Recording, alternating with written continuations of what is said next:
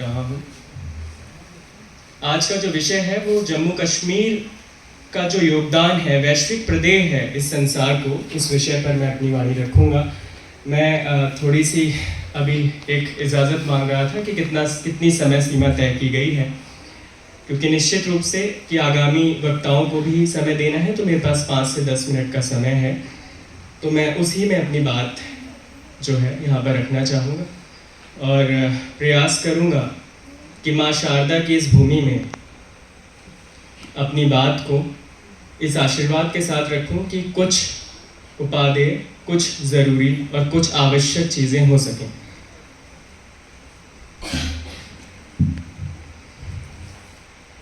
दोस्तों,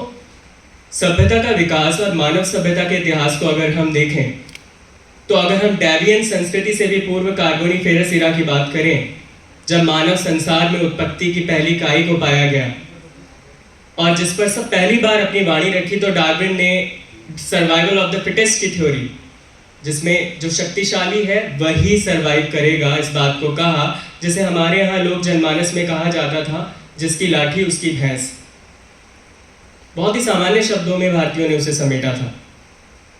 और यही हुआ कि सभ्यताओं के विकास के साथ लंबी गर्दन वाले जिराफ और छोटी गर्दन वाले जिराफ दोनों पाए जाते थे, लेकिन आज